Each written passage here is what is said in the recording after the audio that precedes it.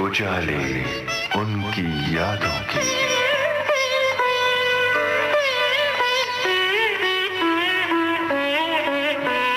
उजाले उनकी यादों के।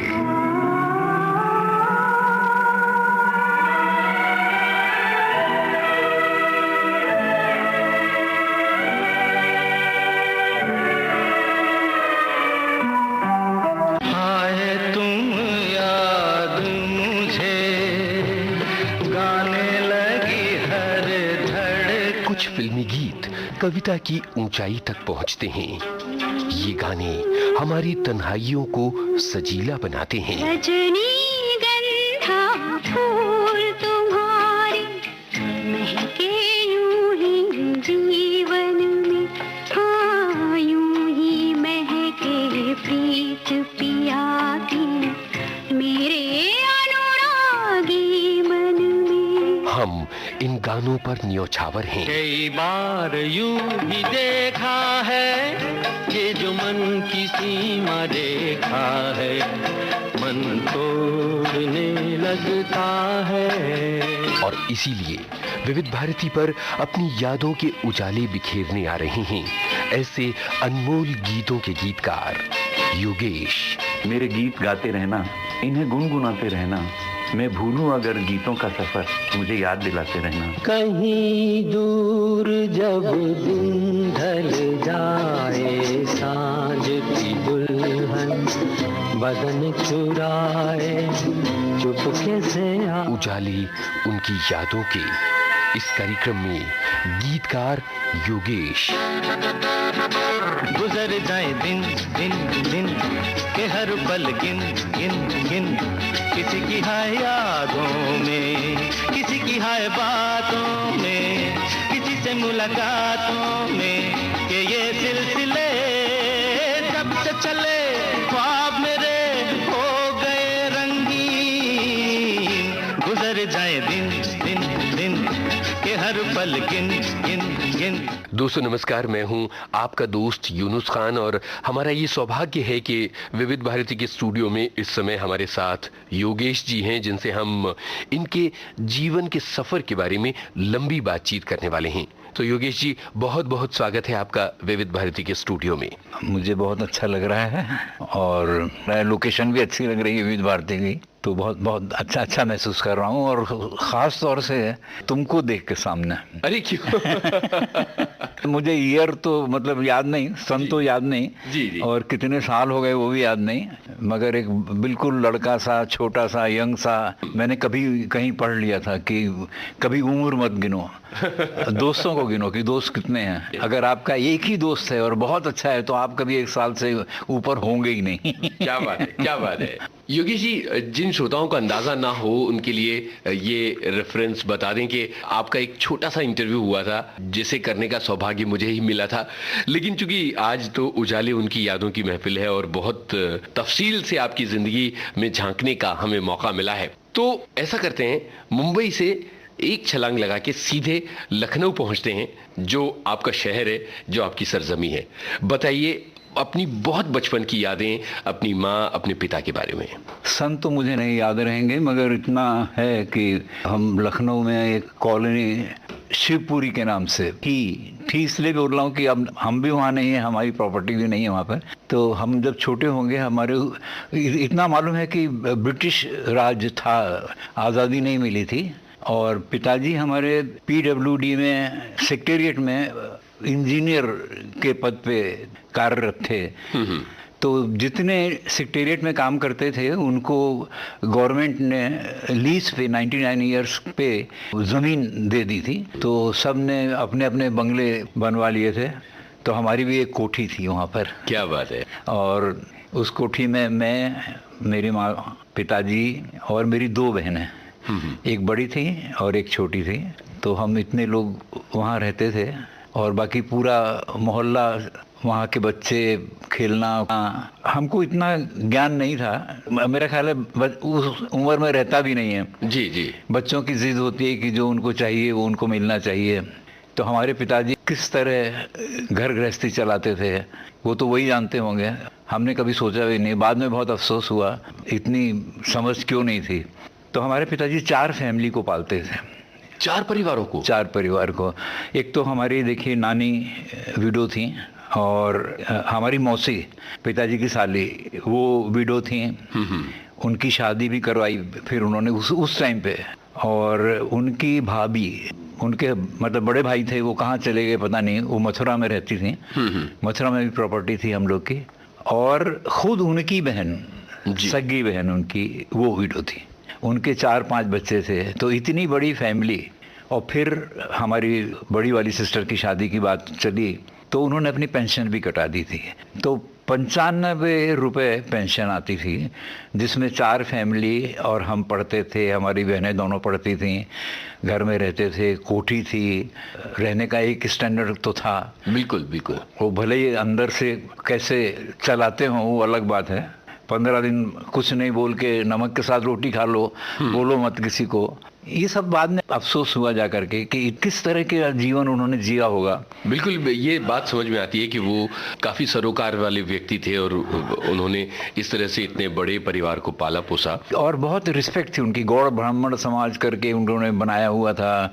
लोग आते जाते थे, बहुत रिस्पेक्ट थी फादर के। वहाँ कैसा बचपन था और बचपन में कैसा मिजाज आपका था? किस तरह की खेल हुआ करते थे और क्या संगीत, रेडियो वगैरह इन सब की जगह थी जिंदगी में? रेडियो तो सुनने में आता था कि रेडियो गाने बजते थे कहीं, तो हम रेडियो शायद खरीद नहीं सकते थे, तो इसलिए रेडियो नहीं था। पड़ोस के घरों में जाते थे जी रेडियो सुनने के लिए। बाकी और इंटरटेनमेंट का कुछ वो तो नहीं था। पिताजी के 2-3 हमारे फ्रेंड थे, वो शतरंज वतरंज खेला करते थे। हम जहाँ पढ़ते थे, डीएवी कॉलेज में हम पढ़ते थे। जी जी। थोड़ा सा जैसे छोटी सी बात होगी जो बर्दाश्त नहीं होगी, वो जज्बा था। हमारी माता जी थी, वो गुरुकुल में पढ़ी हुई थी, तो उनके ही संस्कार ज़्यादा पड़े। और हर वक्त समझ लीजिए पिताजी के फ्रेंड मित्र आएंगे तो हम माँ के आंचल में ही रहते थे। वो चिल्लाया करते थे, क्या औरतों में बैठे रहते हो, ये है वो है। बस वो पढ़ने के दौरान डीएवी कॉलेज में हमारे एक 35 स्टूडेंट्स में से एक मित्र हमारे बने। मित्र तो सभी थे, मगर वो जिसको ख़ास मित्र बोलते हैं जी, उनका नाम था सत्य प्रकाश तिवारी।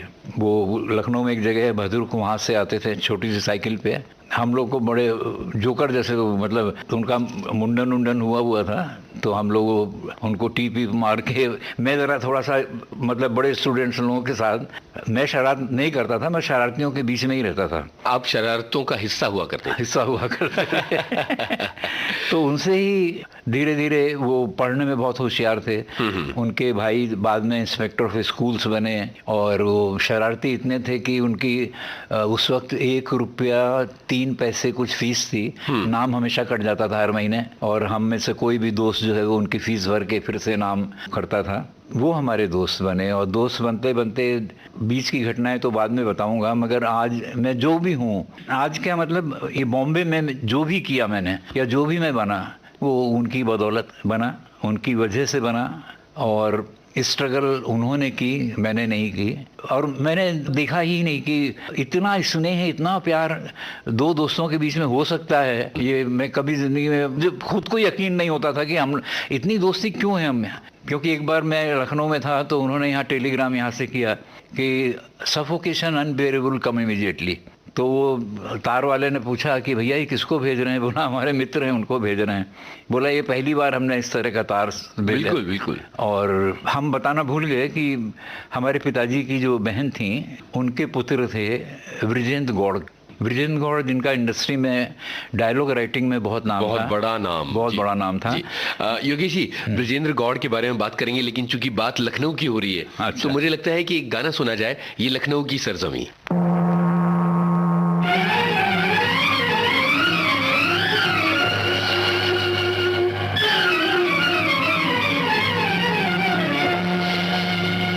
ये लखनऊ की सरजमी,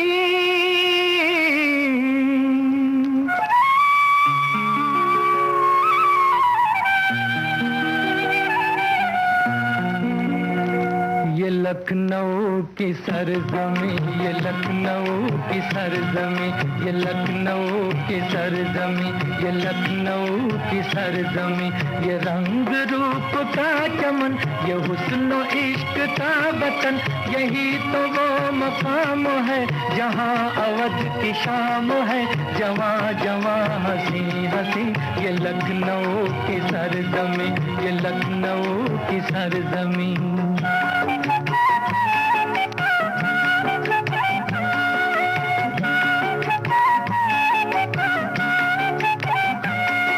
शबाब शेर का ये घर, ये अहले इल्म का नगर है, मंजिलों की गोद में यहाँ हर एक राह गुजर, ये शहर लालजार है, यहाँ दिलों में प्यार है, जिधर नजर उठाइए बहार ही बहार है, कली कली है नाज़नी, ये लखनऊ की सरजमी, ये लखनऊ की सरजमी।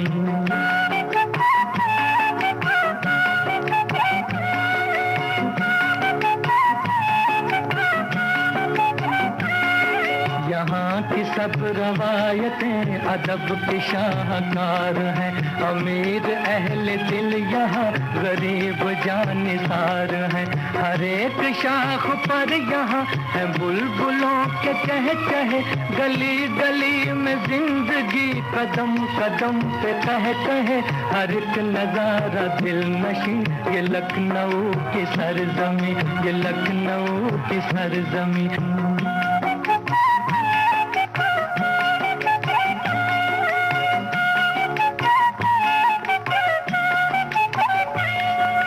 यहाँ के दोस्त बाबा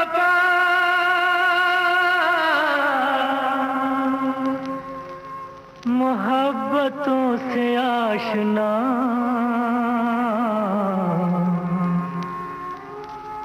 किसी के हो गए अगर रहे उसी के उम्र भर, निभाई अपनी आन भी,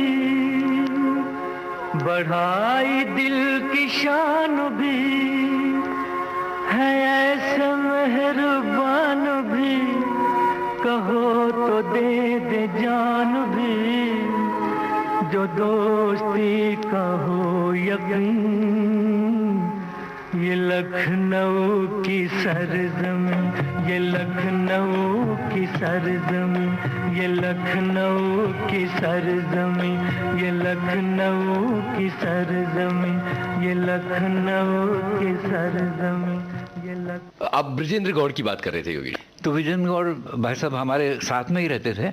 हमारी बुआ जी थी, उनके दो बेटे, एक तो विजेंद्र गौड़, एक धर्मेंद्र गौड़। बाद में वो धर्मेंद्र गौड़ जी भी कुछ मैगजीन्स वगैरह में लिखते थे। जी जी। हमारे पिताजी ने उनको पुलिस डिपार्टमेंट में कहीं लगा दिया था। और एक उनकी बहन थी विजय लक्ष्मी जी के नाम से, जो स्क्रीन जब यहाँ निकलता था उसके जो एडिटर थे उनसे शादी हुई थी उनकी, बॉम्बे में जब आए। वही विजेंद्र गौड़ जी की वजह से कभी फिल्म देखना, कभी हुआ तो साथ में ले गए। मुझे घर में सब लल्ला बोलते थे जी जी मोहल्ले में। फिर हमको समझ में नहीं आता था कि रीज़न क्या है। फिर हमारे पिताजी झगड़ा होता था, फिर वो बोलते थे कि भाई हम तो गवर्नमेंट सर्विस में हैं और तुम ये जो लिखते हो कुछ युद्ध की कहानियाँ और पेरोल पर क्या क्या सब। मेरा ख्याल है 8th क्लास तक पढ़े, उसके बाद वो बॉम्बे चले आए थे। अच्छा। तो यहाँ पर आके उनका ये डायलॉग वायलॉग में, और जब कभी लखनऊ आते थे तो आते थे मिलने के लिए। पिताजी हमारे जो थे वो अचानक उनकी देहांत हो गया और घर में मैं ही खाली था और बड़ी बहन और छोटी सिस्टर और मदर। तो क्या करना है, तो हमने वहाँ पे शॉर्ट हैंड टाइप राइटिंग सीखी, जॉब करने की कोशिश की। पिताजी ने इतने लोगों को हेल्प की थी, सबके दरवाजे पर गए, बड़ी बड़ी पोस्ट पे लोग थे, किसी ने कुछ केयर नहीं की। तो हमने सोचा कि भाई साहब बॉम्बे में हैं तो हम बॉम्बे चलते हैं, कहीं ना कहीं हमको लगवा देंगे।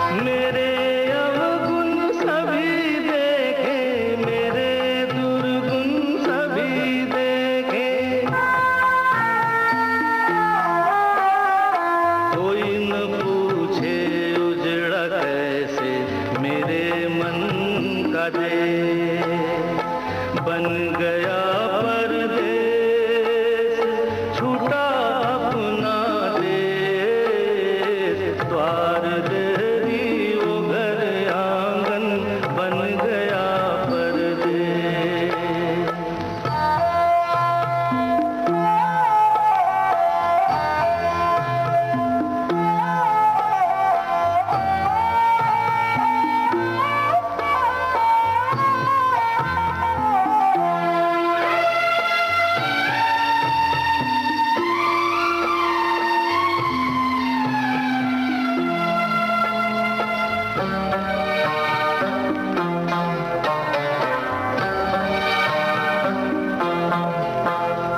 सारे बंधन सारे नाते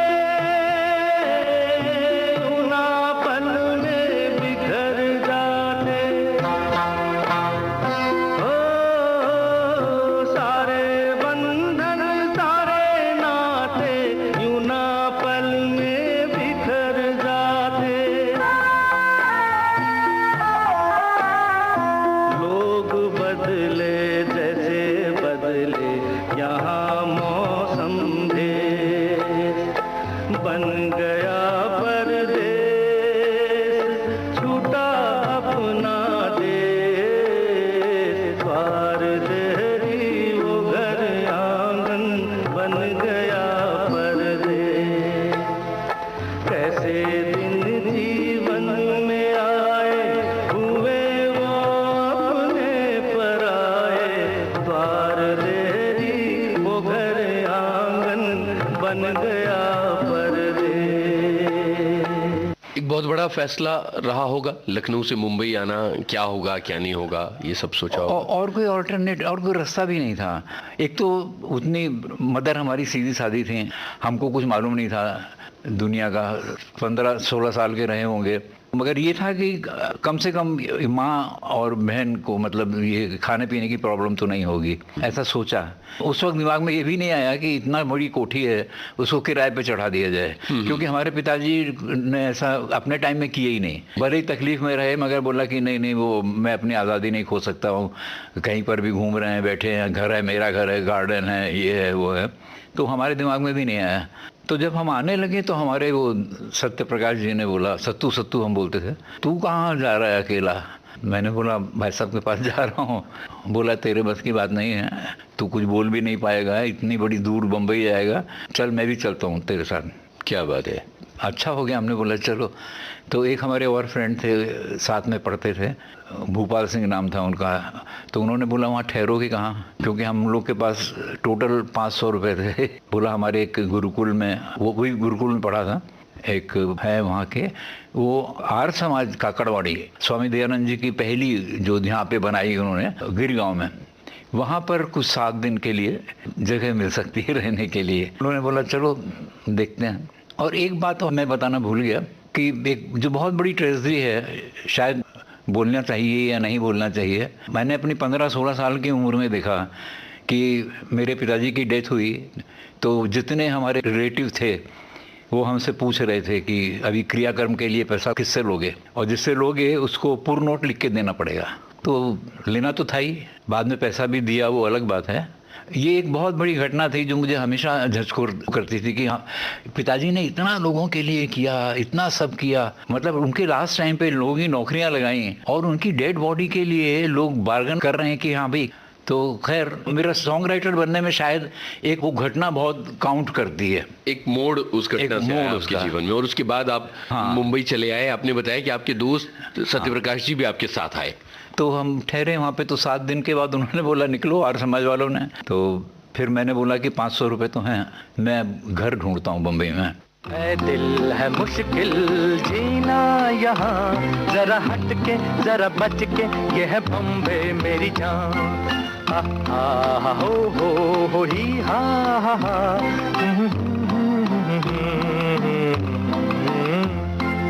ऐ दिल है मुश्किल जीना यहाँ, जरा हट के जरा बच के, ये है बॉम्बे मेरी जान।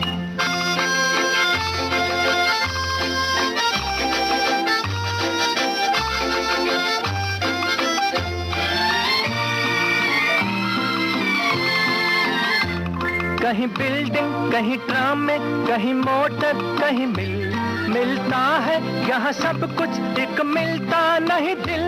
कहीं बिल्डिंग, कहीं ट्राम में, कहीं मोटर, कहीं मिलता है यहाँ सब कुछ, एक मिलता नहीं दिल।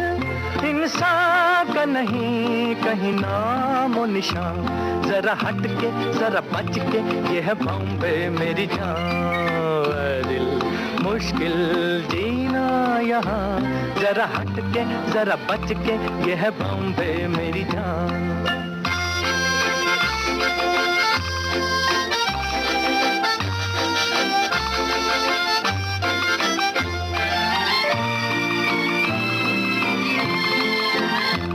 कहीं सट्टा, कहीं पत्ता, कहीं चोरी, कहीं रेस, कहीं डाका, कहीं फाका, कहीं ठोकर, कहीं ठेस। कहीं सट्टा, कहीं पत्ता, कहीं चोरी, कहीं रेस, कहीं डाका, कहीं फाका, कहीं ठोकर, कहीं ठेस। बेकारों के है कई काम यहाँ, जरा हट के जरा बच के, ये है बॉम्बे मेरी जान। ऐ दिल है मुश्किल जीना यहाँ, जरा हट के जरा बच के, ये है बॉम्बे मेरी जान।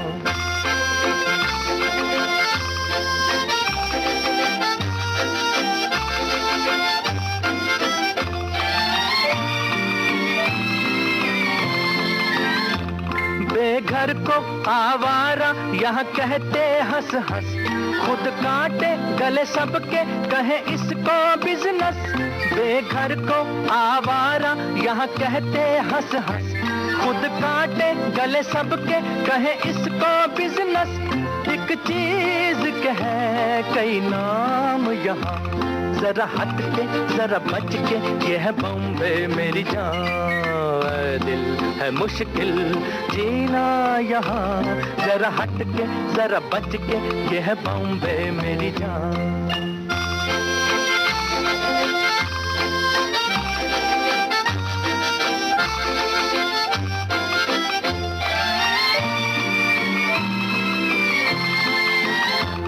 बुरा दुनिया वो है कहता, ऐसा भोला तो न बन, जो है करता वो है भरता है यहाँ का ये चलन।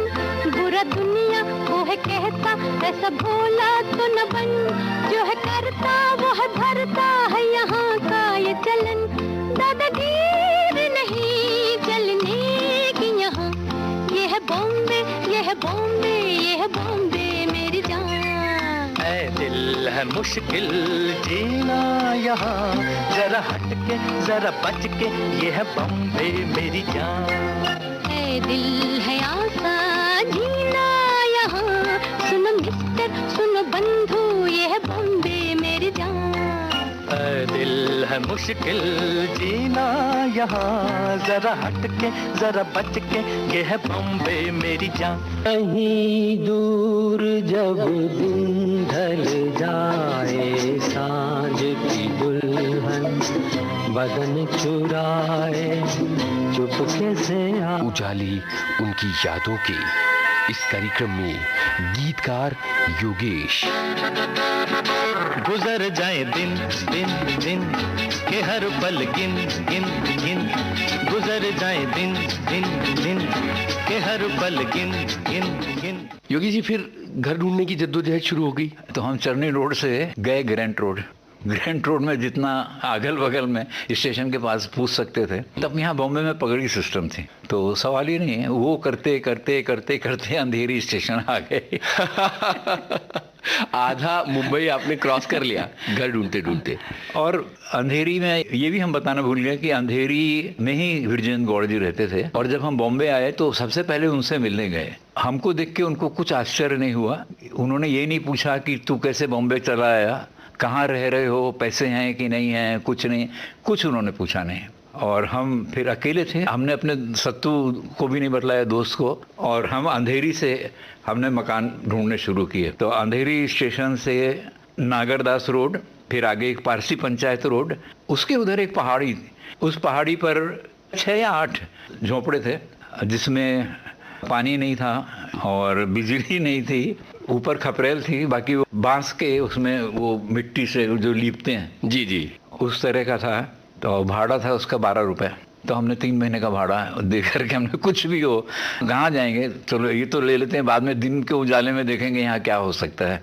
और लेकर के हम आए, बड़े खुश सब लोग, हमारे दोस्त तो खुश थे ही। उन दिनों कुछ बॉम्बे में स्ट्रगल करने दूर दूर से लोग आते थे, 4-5 लड़के थे। बोला हमको भी अब हम यहाँ नहीं रहने दे रहे हैं, तो हमको भी, हम ना आओ जाओ, जिसको आना है सब आ जाओ।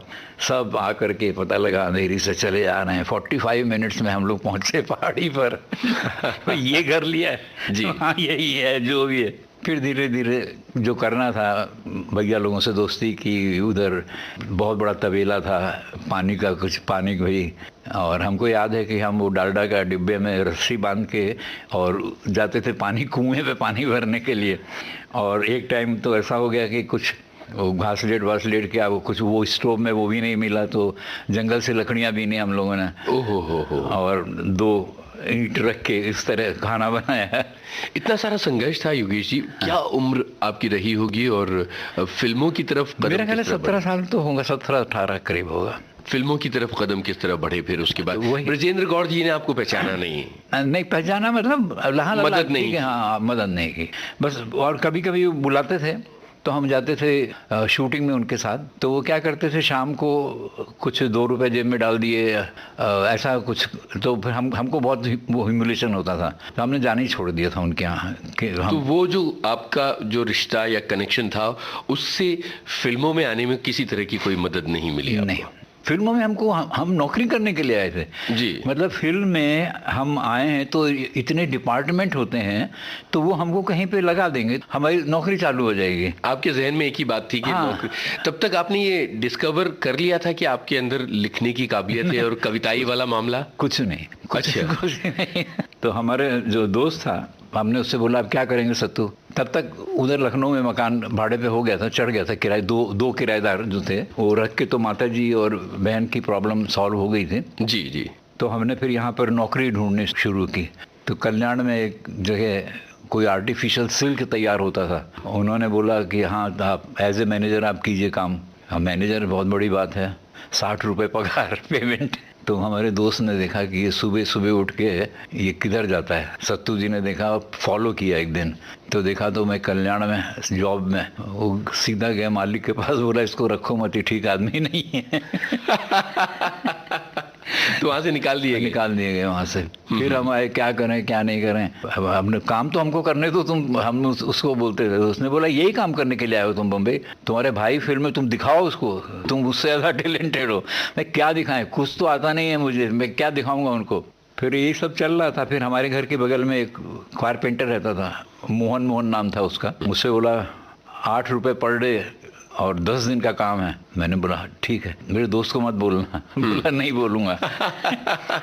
और हमको लेकर के वो गया क्राफट मार्केट में, कॉर्नर की दुकान है, अभी भी है, चाइनीज़ फ्लावर वहाँ बिकते हैं। तो दुकान वो बिकी थी, तो वहाँ पे हमको ग्लास फिटर का काम।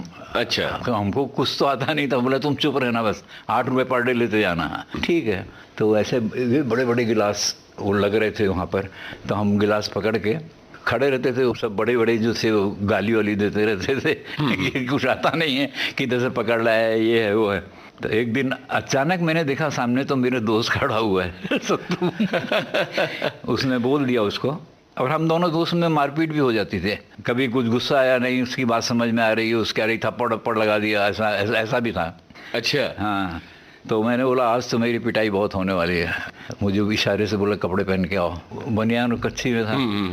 तो मैं आया, मैं तैयार था कि अब ये तो ऐसा कुछ हुआ कि नहीं हुआ? वो लिपट के इतना रोया है, बोला मैं मर गया था। तू ये काम करेगा, तुझे अपने भाई को, तुझे फिल्म लाइन में ही करना है। मैंने बोला मगर सत्तू मैं क्या करूं, मुझे तू ये बता। बोला जब घूमोगे, लोगों से मिलोगे, तुम्हारे भाई साहब के बहुत से असिस्टेंट हैं, तुमको बहुत प्यार करते हैं, बहुत अच्छी तरह मिलते मिलाते हैं, तो तुमको सीखो, ऐसे नहीं होगा। और मेरा खाए पिए क्या हम। बोला मैं हूँ ना, तो उसने एक प्रोडक्शन में पियून की नौकरी कर ली, पियून की नौकरी की, और शूटिंग वूटिंग में जाते थे, कपड़ा फट जाता था, मेरे कपड़े भी फट रहे हैं, देखा मेरी तेरी पैंट फट रही है अभी, तेरी भी तो फटी हुई है पैंट, मेरा छोड़ दे चक्कर। मतलब इतना करा करके मेरे लिए कपड़े बनवाना, मेरे लिए करना, और हमेशा तू चिंता मत कर, तू बस कुछ कर। और मैं धीरे धीरे रोटी वोटी बनाना सीख गया था। घर में 4 रोटी बनाई और निकल गए। उसल पाव तो नहीं, रोटी थी, उसल खा के अपना घूम रहे हैं सारा दिन। फिर उस बीच में सत्तू की नौकरी लग गई थी श्री सीताराम मिल में। कोई SQC डिपार्टमेंट था वहाँ पर, ट्रेनिंग वहाँ पर होती थी, ये वर्ली पे। और उसके बाद कोई मतलब ऑफिसर की पोस्ट मिलती है, तो वो ट्रेनिंग वो करने लगा, भटका करके। जब शाम को मैं 5 बजे करीब आ जाता था ये अपना लोअर परेल पे। तो योगेश जी, इसी दोस्ती के नाम ये गाना सुन लिया जाए।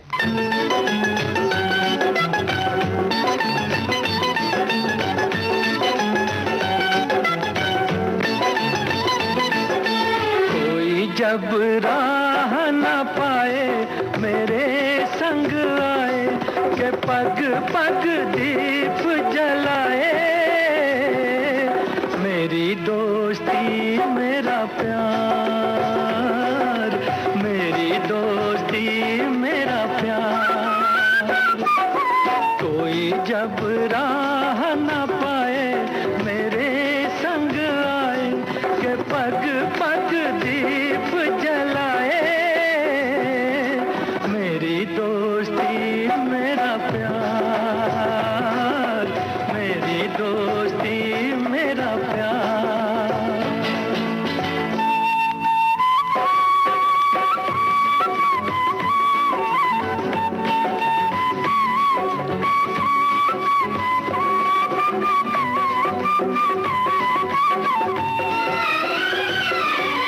जीवन का यही है दस्तूर, प्यार बिना अकेला मजबूर, दोस्ती को माने तो सब दुख दूर, दोस्ती को माने तो सब दुख दूर। कोई काहे ठोकर खाए मेरे संग आए, के पग पग दीप जलाए, मेरी दोस्ती मेरा प्यार, मेरी दोस्ती मेरा प्यार।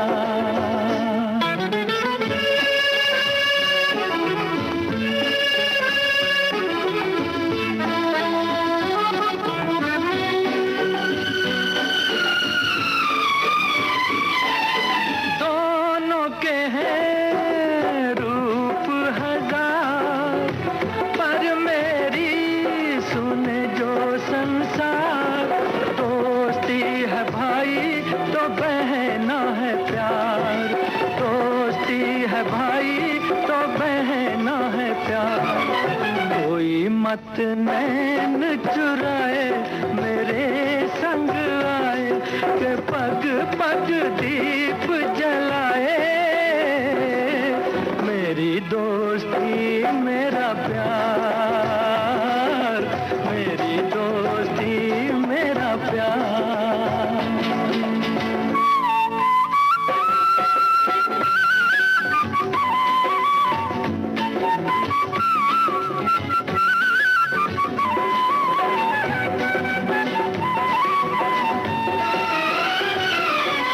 प्यार का है प्यार ही नाम, कहीं मीरा कहीं घनश्याम, दोस्ती का यारो नहीं कोई धाम, दोस्ती का यारो नहीं कोई धाम। कोई कहीं दूर ना जाए मेरे संग आए, के पग पग दीप जलाए, मेरी दोस्ती मेरा प्यार, मेरी दोस्ती मेरा प्यार। कोई जब राह ना पाए मेरे संग आए, के पग पग दीप जलाए,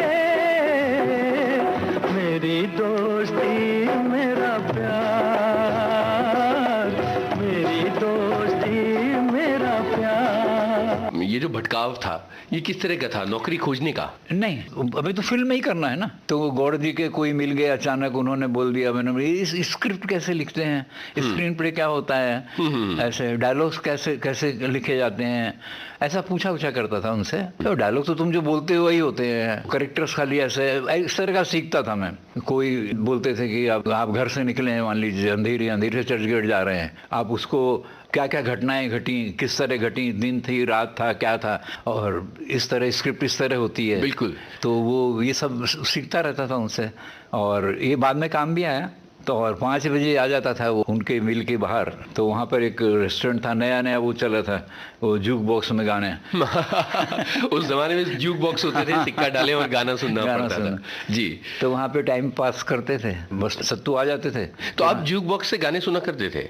हाँ हाँ हाँ। वो कौन से गाने हुआ करते? वो सबसे ज्यादा जो मैंने गाना सुना, 2 गाना जिसमें पागल थे, 2 गानों के पीछे। उसमें से एक तो था चल रही सदनी अब क्या सोचे, और एक था जिंदगी भर नहीं भूलेगी, रफी साहब का गाया हुआ। क्या बात।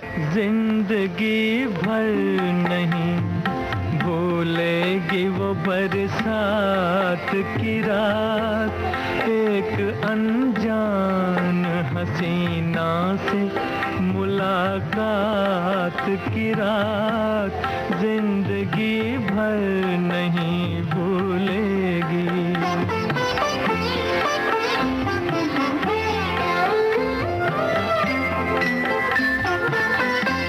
हाय वो रेशमी जुल्फों से बरसता पानी,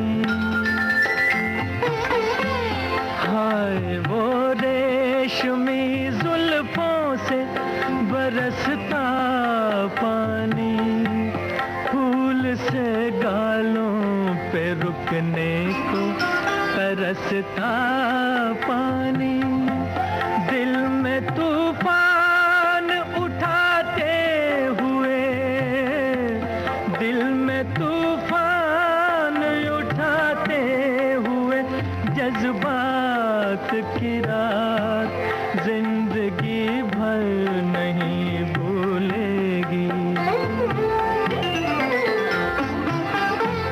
डर के बिजली से अचानक वो लिपटना उसका,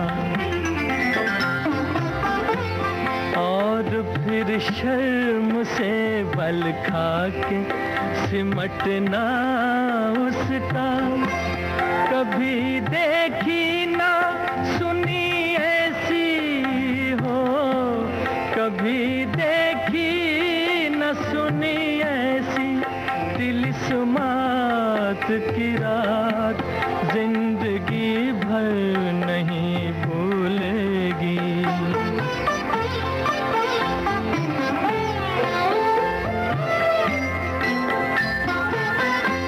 सुर्ख आंचल को दबा कर जो निचोड़ा उसने,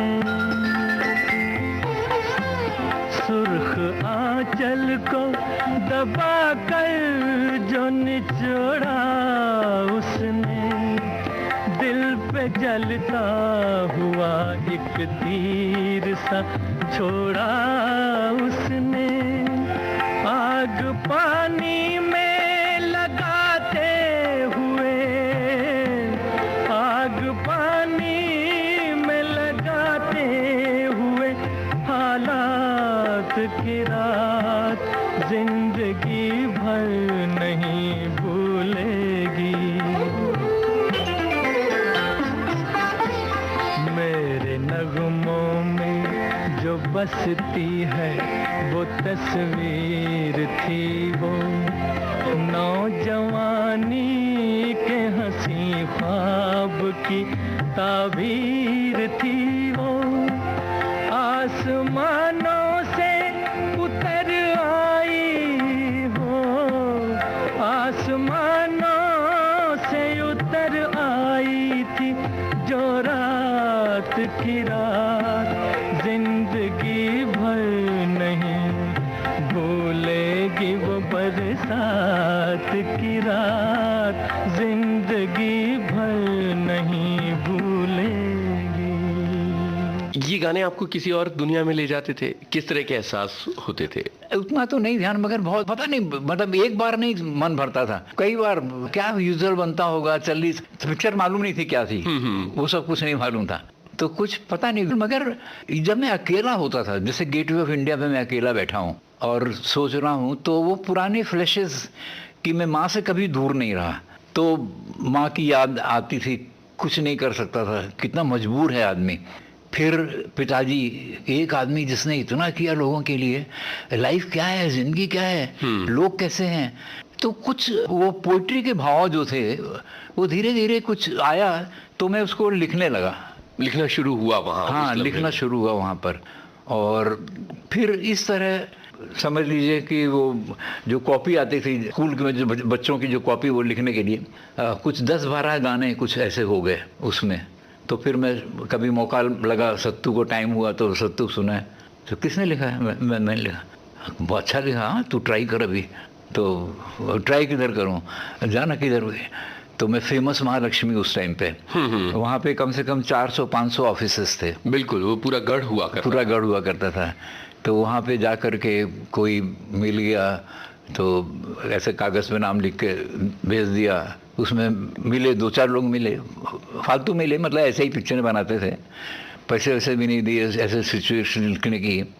और एक ख़ास बात और थी, जब सत्तू बहुत बोलता था ना, फिल्म में करो, फिल्म में ही करना है, फिल्म में, तो एक दिन मुझे एक मिल गया कोई, उसने बोला तेरा दोस्त बोलता है फिल्म में ही करना है, तो चल वो शूटिंग चल रही है, तो मैं शूटिंग में क्या करूँगा, फिल्म में ही करना है ना। मैंने हाँ, तो ले गया मुझे, तो वो कोई एक्स्ट्रा सप्लायर थे दूधनाथ और रंजीत स्टूडियो के वहाँ, और फिल्म थी चक्रधारी, निर्भया राय जी थी उसमें। जी, वो शूटिंग उसकी चल रही है उसमें, तो आओ जल्दी आओ, सबको दाढ़ी मूछ लगाई जा रही थी, साधु लोग थे मुझे भी लगा दी सब दाढ़ी वाड़ी करके, और मेरी तो तबीयत खराब हो गई, न खा पा रहा हूँ, न पानी पी पा रहा हूँ, सब ऐसा चिपक गया।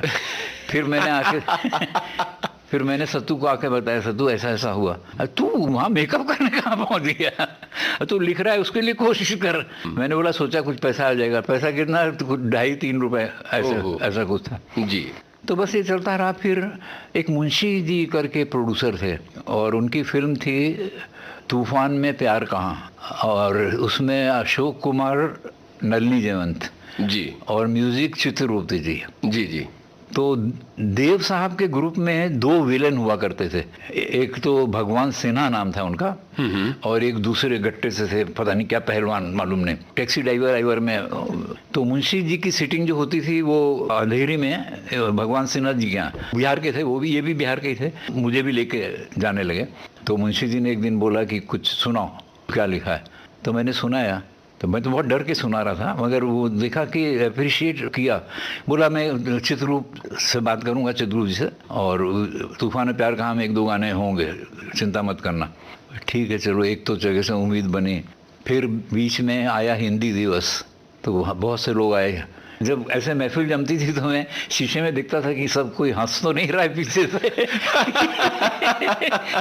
ये कुछ सुना रहा है जी, एक होता है ना चढ़ाना जी। तो बहुत डरता था। तो ये अपना जोगेश्वरी ईस्ट में एक कॉलेज है कोई, तो वहाँ से आया संदेशा, वहाँ गए तो अप्रिशिएट क्या लोग करने लगे, मुझे यकीन नहीं होता था।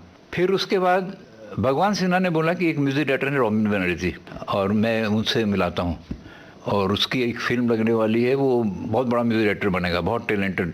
तब वो भी शुरू हो रहे थे रॉबिन बनर्जी उससे पहले दे चुके थे एक फिल्म में, तूफान मेल की वापसी, कुछ पिक्चर का नाम था। अच्छा, उनकी फिल्में इसी तरह की स्टंट इस तरह की, हाँ जी। तो हमको उन्होंने मिलाया उनसे, तो उन्होंने बोला सुनाओ, तो हमने सुनाया उनको। उस दौर की कुछ कविताएं, कुछ याद हैं, लाइनें आपको? एक गज़ल पैटर्न से कुछ था, पता नहीं क्या, मुझ पर कब आपकी नज़र होगी, मेरी किस्मत में कब सहर होगी, दूर से तुमको देख लेता हूँ, यूँ तसल्ली मैं दिल को देता हूँ, ऐसे कब तक भला गुजर होगी, मुझ पर कब आपकी नज़र होगी, मेरी किस्मत में कब सहर होगी। ये कभी दिया नहीं, ये सब मैंने फाड़ के फेंक दिए बाद मगर उन लोगों को अच्छे लगते थे जो भी लिखता था। आइए एक गाना सुना जाए।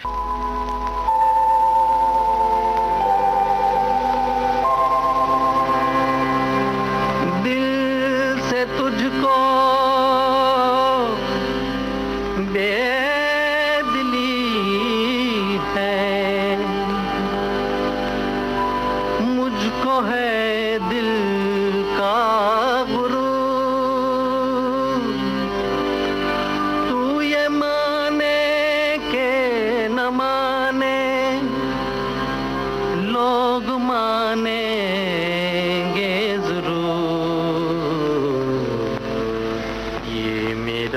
दीवानापन है या मोहब्बत का सुरूर, ये मेरा दीवानापन है या मोहब्बत का सुरूर। तू न पहचाने तो है ये तेरी नजरों का कसूर, ये मेरा दीवानापन है।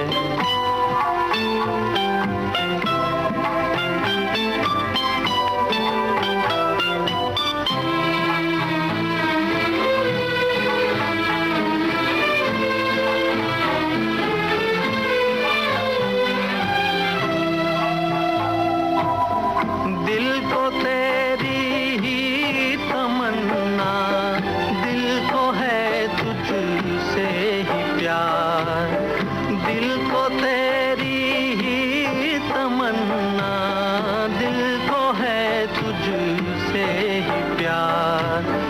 चाहे तू आए न आए हम करेंगे इंतजार, ये मेरा दीवानापन है या मोहब्बत का सुरूर। तू न पहचाने तो है ये तेरी नजरों का कसूर, ये मेरा दीवानापन है।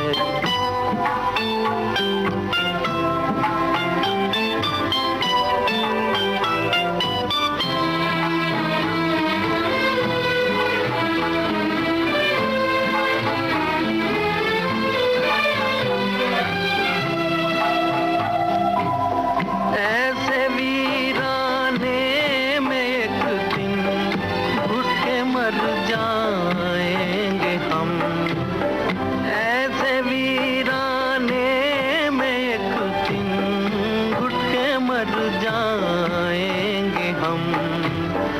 जितना जी चाहे पुकारो फिर नहीं आएंगे हम, ये मेरा दीवानापन है या मोहब्बत का सुरूर। तू न पहचाने तो है ये तेरी नजरों का कसूर। तो हम लेके बैठे रहते थे और हमारे म्यूजिक डायरेक्टर ने वो अपना उन करते रहते थे। 3 बजे बुला लेते थे, फिर 4-5 बजे वो जरा लॉन्ड्री से कपड़े ले आओ, जरा फलाना कर दो दिमाग का। तो हम बड़ा इसको आइडियोलॉजी समझते थे कि देखो हमारे लखनऊ का कल्चर ही है, जी। कोई आदमी इतना हमको रिस्पेक्ट दे रहा है कि हमको मालूम नहीं नौकर की तरह यूज कर रहा है। जी। अपना कपड़े दिए चले आ रहे हैं। फिर एक दिन हमने बोला कि रॉबिन जी आप बैठा करके और इसे कभी सुनते हैं और ये क्या यूं यूं करते रहते हैं, हमारे गाने तो कोई आप बनाते नहीं हैं। तो बोला तुम क्या कर रहे हो? मैंने हमने तो लिखे हैं ना गाने इतने, मैं जो ये करता हूँ ना उस पर लिखो। मैंने उस पर मैं कैसे लिखूंगा? मैंने बोला वो तो आप करते हो, उसको तुम ध्यान में लाओ ना, धुन होती ही नहीं। मैंने बोला हाँ।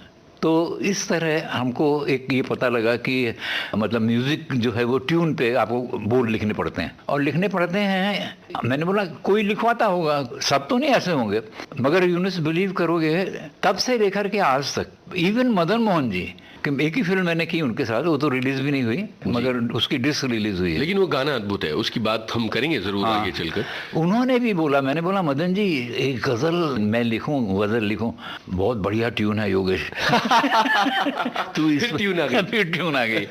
तो किसी ने भी मेरा ऐसा लिखा हुआ गाना मेरे ख्याल से तो कहीं कंपोज नहीं हुआ। तो रॉबिन से वो शुरुआत होती है जहां उन्होंने आपको मजबूर किया कि आप ट्यून पर लिखें, ट्यून पे लिखें, और एक तरह से वो आपकी ट्रेनिंग बन गई। वो मेरी ट्रेनिंग बन गई कि मुझे वो मीटर का सेंस और वो जगह कितनी में क्या क्या वर्ड्स आ सकते हैं, ये नहीं तो ये नहीं तो ये नहीं तो ये, इस तरह।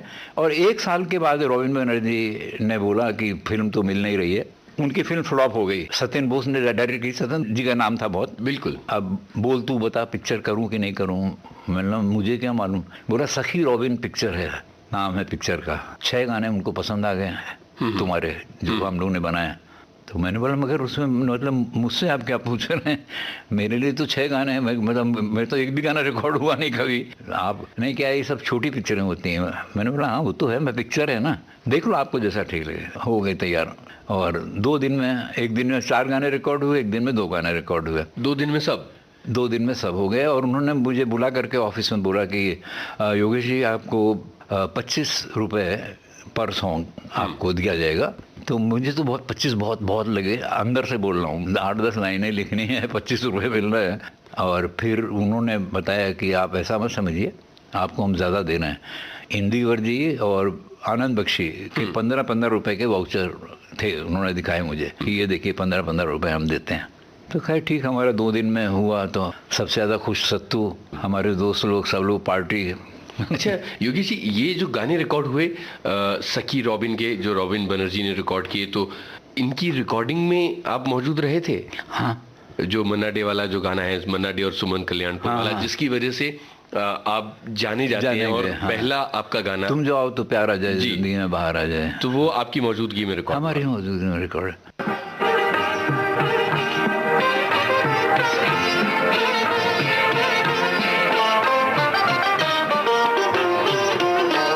तुम जो आओ तो प्यार आ जाए, जिंदगी में बाहर आ जाए। तुम जो आओ तो प्यार आ जाए, जिंदगी में बाहर आ जाए।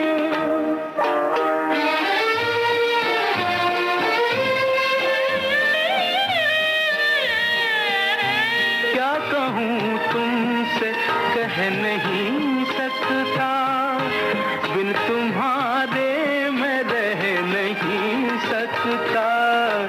तुमको गर एतबार आ जाए, जिंदगी में बाहर आ जाए। तुम जो आओ तो प्यार आ जाए, जिंदगी में बाहर आ जाए।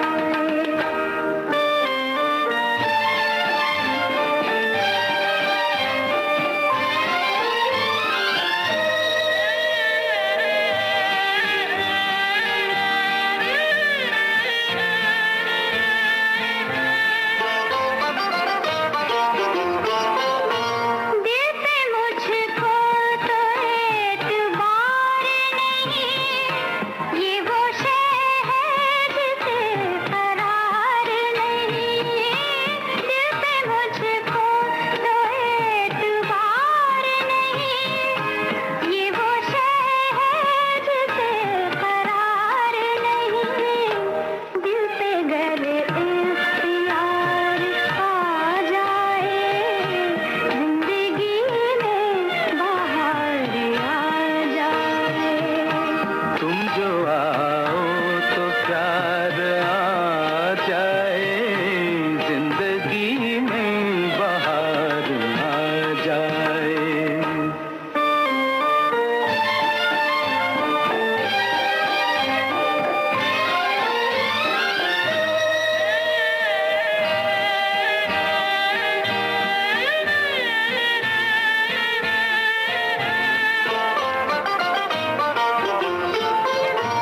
जब तमन्ना शबाब पर आए, हर तरफ एक खुमार सा छाए। वह किस्मत जो यार आ जाए, जिंदगी में बाहर आ जाए। तुम जो आओ तो प्यार आ जाए, जिंदगी में बाहर आ।